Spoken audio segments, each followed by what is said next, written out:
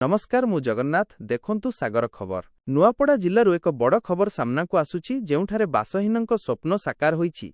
प्रशासनिक स्तर रे एक महत प्रयास करि देबार आदर्श कॉलोनीर शुभ लोकार्पण करा जाईछि। नुआपड़ा जिल्ला रे बासहीन परिवारंकु निरापद आश्रय जोगाइबा दिगरे जिल्ला प्रशासन पक्षरु एक बड़ पदक्षेप निया जाईछि।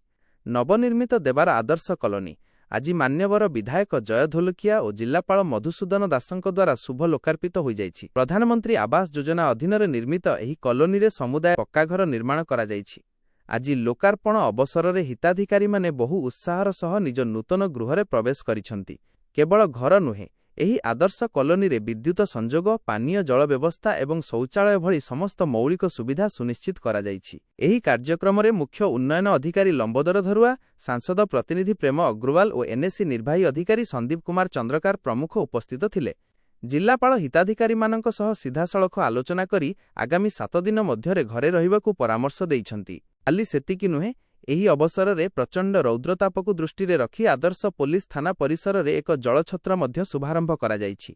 साधारण पथिकंक पई एही शीतल पानीय जल सुविधा को स्थानीय अंचल में बेस प्रशंसा करा जाउछि। निजर एक पक्का घर पई हिताधिकारी माने प्रशासन प्रति कृतज्ञता जणाइथिबा बेले विधायक श्री धोलकिया एहाकू लोकंक स्वप्नर पूरण बोली अभिहित करिसंती। स्वप्न इमाने देखिथिले एवं दीर्घ वर्ष धरिकरी मोर बापा भी स्वर्गत राजू भाई ढोलकिया भी स्वप्न देखिथिले देवार देरा के गोटे तांको निज जमीन रो पट्टा निज घर देवा लागि स्वप्न देखिथिले इमान आज पूर्ण होचे। मोटे डबल इंजिन सरकार के एवं सबुर बड़ जिलापाल एवं आमर ईओ के आमर सबु एनएससी रो स्टाफ के मु धन्यवाद देमी कि तांको स्वप्न के आज पूर्ण करिसन। निश्चित भाव में आज जेन बी आर अम्बेडकर जयंती उपलक्षे एवं हनुमान जयंती उपलक्षे आज जेन तांको भूमि पूजन होइछे, तांको गृह प्रवेश होइछे।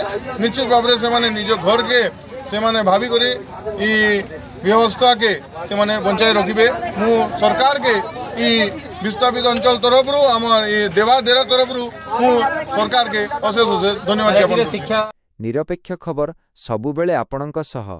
ब्यूरो रिपोर्ट सागर खबर। नमस्कार, आपण देखुछंती सागर खबर। सत्य एवं सठिक सूचना पाई आम चैनल को लाइक और सब्सक्राइब करंतु एवं एही वीडियो को शेयर करी समस्तंक पाखरे पहुंचांतु। धन्यवाद।